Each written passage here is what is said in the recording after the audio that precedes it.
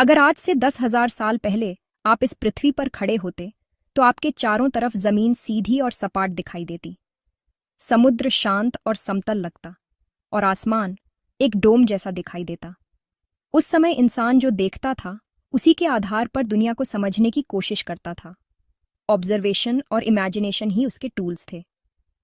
आज हम जानेंगे कि अर्थ का असली शेप क्या है, इंसानों ने इसे कैसे समझा और अर्थ की साइज कैसे कैलकुलेट की गई। शुरुआती इंसानों के पास टेलीस्कोप नहीं था, सैटेलाइट नहीं था, मैथमेटिक्स और फिजिक्स जैसी साइंस भी विकसित नहीं हुई थी। उनके पास सिर्फ ह्यूमन सेंसेस थीं। लेकिन समय के साथ कुछ इंसानों ने सिर्फ देखने के बजाय सोचना और सवाल पूछना शुरू किया। क्या अर्थ वैसी ही है जैसी वह दिखाई देती है? एरिस्टोटल ने ऑब्जर्व किया कि लूनर इक्लिप्स के समय मून पर अर्थ की शैडो हमेशा राउंड होती है। उन्होंने यह भी देखा कि शिप्स होराइजन पर धीरे धीरे नीचे की ओर गायब होती हैं और नॉर्थ से साउथ जाने पर स्टार्स की पोजीशन बदल जाती है। इन ऑब्जर्वेशन से यह साफ हुआ कि अर्थ कर्व्ड है और स्फीरिकल है। अब एक जरूरी सवाल सामने आया, अगर अर्थ स्फीरिकल है तो यह कितनी बड़ी है? लगभग 2300 साल पहले एराटोस्थेनीज नाम के साइंटिस्ट ने अर्थ की साइज कैलकुलेट करने की कोशिश की। उन्होंने बहुत सिंपल चीजों का इस्तेमाल किया, एक स्टिक, उसकी शैडो, एक एंगल और मैथमेटिक्स। उन्होंने 2 शहर चुने, एक था सिएने और दूसरा था अलेक्जेंड्रिया। दोनों शहर लगभग नॉर्थ साउथ लाइन में थे। सिएने शहर में दोपहर के समय सन बिल्कुल सिर के ऊपर होता था। जब एक सीधी स्टिक जमीन में गाड़ी गई तो उसकी शैडो नहीं बनी। लेकिन उसी समय अलेक्जेंड्रिया शहर में जब स्टिक जमीन में गाड़ी गई तो उसकी शैडो बनी।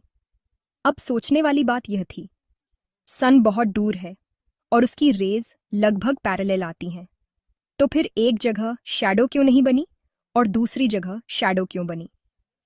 इसका मतलब साफ था, अर्थ फ्लैट नहीं है, अर्थ कर्व्ड है। ये एंगल था 7.2 डिग्रीज। अब याद रखो, पूरा सर्कल 360 डिग्रीज का होता है। अगर 7.2 डिग्रीज 2 शहरों के बीच का एंगल है तो 360 डिग्रीज पूरी अर्थ का एंगल होगा। अब सिंपल मैथ्स लगाई गई, 360 डिवाइडेड बाय 7.2, रिजल्ट आया 50। इसका मतलब यह हुआ कि पूरी अर्थ दोनों शहरों के बीच के डिस्टेंस से 50 गुना बड़ी है। एराटोस्थेनीज को पता था कि सिएने और अलेक्जेंड्रिया के बीच डिस्टेंस लगभग 800 किलोमीटर है। अब बस मल्टीप्लाई किया गया, 800 मल्टीप्लाइड बाय 50, रिजल्ट आया 40,000 किलोमीटर। आज मॉडर्न साइंस बताती है कि अर्थ का सरकमफ्रेंस लगभग 40,075 किलोमीटर है। यानी 2000 साल पहले की कैलकुलेशन काफी एक्यूरेट थी। ये कैलकुलेशन हमें सिखाती है कि साइंस गेस नहीं है, साइंस ऑब्जर्वेशन है, साइंस थिंकिंग है, साइंस मैथमेटिक्स है। इसके बाद अलग अलग सिविलाइजेशंस ने इस नॉलेज को आगे बढ़ाया। इंडियन सिविलाइजेशन में आर्यभट्टा ने बताया कि अर्थ स्फीरिकल है और अर्थ रोटेशन से डे और नाइट होते हैं। इस्लामिक गोल्डन एज में साइंटिस्ट्स ने अर्थ के साइज को और रिफाइन किया। अल बिरूनी ने अर्थ का रेडियस कैलकुलेट किया और ज्योग्राफी को आगे बढ़ाया। यूरोप में साइंटिफिक रेवोल्यूशन आया। गैलीलियो गैलीली ने टेलीस्कोप को इम्प्रूव किया। उन्होंने मून की सरफेस, जुपिटर के मून्स और वीनस के फेजेस ऑब्जर्व किए। इन ऑब्जर्वेशन से यह साफ हुआ कि अर्थ यूनिवर्स का सेंटर नहीं है। अर्थ एक प्लैनेट है जो सन के चारों ओर घूमता है।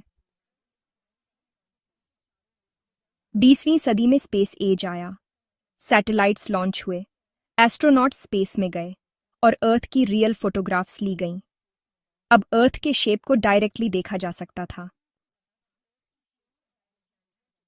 मॉडर्न साइंस बताती है कि अर्थ परफेक्ट स्फीयर नहीं है। अर्थ एक ऑब्लेट स्फीरॉइड है। इक्वेटर पर थोड़ा बल्ज है और पोल्स पर थोड़ी फ्लैटनिंग है। यह अर्थ की रोटेशन और सेंट्रीफ्यूगल फोर्स की वजह से होता है।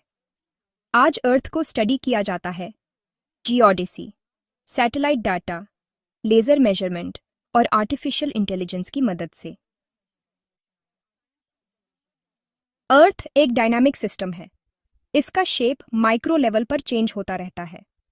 अर्थ ने कभी अपना शेप नहीं बदला। बदला है तो सिर्फ ह्यूमन अंडरस्टैंडिंग। ऑब्जर्वेशन से कैलकुलेशन तक, कैलकुलेशन से मॉडर्न साइंस तक। साइंस कोई फाइनल आंसर नहीं है। साइंस एक जर्नी है।